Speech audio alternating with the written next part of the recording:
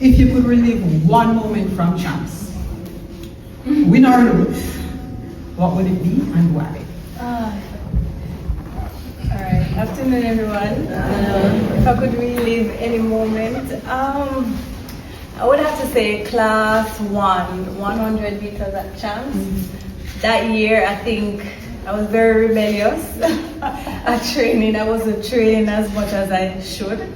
And I went to the Boys and Girls Championship at the time. Anisha had come down from the 2-4, so she was now doing 1-2. Okay. And she was going to be running the 100 as well as I think Anastasia Leroy was going to run the 100 as well. And of course, I was training and I won class 2 the year before. And I remember coming to champs thinking that, all right, because I have a gold medal, something never go on. And eventually I came fourth. And you know, it's not fourth by far away. But ultimately I believed if I really had trained and really put in some work, I could at least get a medal. And it's hard because Anisha is such a champs icon. Yes. And you're like, Anisha right, because again Anisha is a 2-4 athlete. Right. And, she really runs the hundreds, but she came all the way down to the 100 and she actually won the 100. So for me, I think if I could relive that moment, because I think I was leaving high school at that time and I wanted to leave with a medal, because it's a big thing to actually leave champs with a medal. Even if it's, I won in class 2 and I came third actually in class 3. Ultimately for me, what kept me going back was that I enjoyed the track team, honestly. I never really, it was just vibes all around. And sometimes you have to be careful that you're not there for the entertainment alone, right? So, but I enjoyed that. So ultimately the bus will come on a Saturday and we just always want to leave me yard for a Saturday. Because they don't leave me, I would say I have to go wash, cook, clean, everything. So I looked forward to leaving my house on a Saturday. Or I would have to be walking with my granny to church because my granny was a Seventh-day Adventist. So I would have to be doing those things. So for me, track was like an escape. And of course, I live in an inner city, so your grandmother used to say, never find work by island. So it was my escape. It was something that I enjoyed. I enjoyed putting on my clothes and going on a Saturday. I enjoyed going on a bus with the students. I didn't enjoy the last part because of where I lived. I would be the last person to come off the bus in the night because a lot of persons wouldn't feel safe driving to Waterhouse in the night. So it used to be always me and my driver was, our school bus driver, still the school bus driver to this day is Mr. Fraser. So they used to say, Father, go drop your home. So it would be all of us, just going to track training, getting lunch, lining up, talking about the race, sitting on the tarpaulin and just chilling and really having a good time. So ultimately, you're there to run, yes, but I think it was just the relationship and the friendship that we had as a team and being able to just be out and chat. And as, a lot of times Mr. Carr would come, Mr. Carr is still a coach now. He would come and Mr. Carr would say, okay, then somebody's going to run a 400. The first thing me I do, I go into the bathroom because I run a 400. Right? So I would find myself hiding or somebody looking for us. It's different.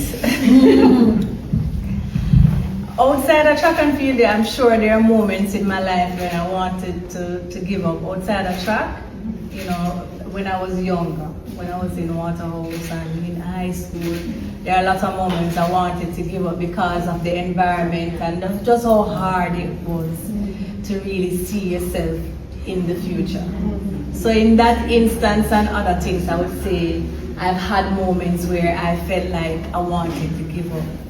But when it comes to track now, honestly, I've had difficult moments in track. Moments where I feel like it's hard, but because I am so driven and because I am so focused, giving up is not an option for me, right? So I understand the hard times come and it's gonna be difficult to overcome I would call my friend and say, hey, I never do the English homework or whatever it is. So my friends would actually sit and would try, go through or, whatever. So it was very difficult for me, but I think for me, I knew I had the zeal to do it. I knew I could. And there was something that my teacher would always say to me that, you really have to want it and you have to buckle down. Your teacher says, you need to buckle down and get it done. So for me, I would find that coming home on the weekend, I would leave home if I didn't have track meet. I would actually leave home, meet up with my friends at the library so that I could get some work done. There's a reason why you have a dry phase. Your dry phase is to make sure that you're building up enough power that when you get past the 30-meter mark, you can get up and you can start lifting and hitting the ground, and that's where your power comes in. That's where you start to generate enough force, and your contact on the ground is supposed to be very light, quick touches, right? When you get to 80 meters, 90% of people in the race bust. Because it's about your speed, endurance, and how long you can hold that. Yeah. And usually a lot of persons will hold it up to 80%, up to 80 meters.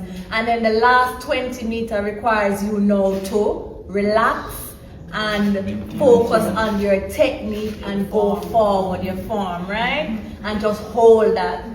Your speed endurance will help that as well, because you won't feel tired, because everybody's gonna start decelerate. But you're gonna stop yourself from decelerating quickly if you focus on your speed endurance, which is your 150s, your 180, your 200. So I would say if you want to become a true sprinter, you have to focus on your speed endurance, you have to focus on your plyometrics, your power exercises, your bounding. Try to do a lot of things with a lot of power. And squatting, power, and clean, power. Everything that I do, I incorporate speed in it. But then speed is one thing, but you're making sure that you're also doing it with speed, but the right technique. Which is why your background season is so important. Your background season is your time you focus on correcting the exercise, correcting posture, so that when it's time to run fast, you're not running fast and correcting. Depth jump, stuff like that's gonna help build your power. And I think in terms of speed as well, nothing no help with speed like speed. Right? So if you go to training and you get speed work, you have to do speed work. So if the coach says, okay, then you have some 60 meters, you have some 80 meters, you have some 100, you have some 120, some 150, you have to run them with speed. Right? You can't focus on the slow twitch muscles, you have to focus on the fast twitch muscles. Right? And also what is important is the over distance, because for a lot of people, you have the speed, but you can't maintain that speed or you can't carry it forward, right? Which is why over distance is so important for sprinters, the 150, the 250, which we don't like, but it helps. Because if you know when it comes to sprinting, when you start out of the blocks and you're driving. Hello my people, it's Savile Blurred. Shellyann Fraser Prize attended an award ceremony at Sydney Pagan Academy, a prestigious institution in Jamaica known for its academic and athletic excellence. As a renowned athlete, alumnus, Fraser Prize presents likely inspired students and athletes, highlighting the importance of hard work, dedication, and perseverance in achieving success. Her attendance at the ceremony may have also recognized outstanding student achievements, reinforcing the values of education and athleticism. Shellyann Fraser Prize attendance have been reinforced her role as a positive influence and role model, encouraging students to pursue their passion and strive for excellence. By attending the ceremony, Fraser Prize may have been giving back to her alma mater, supporting the next generation of students and athletes and contributing to the Academy's legacy.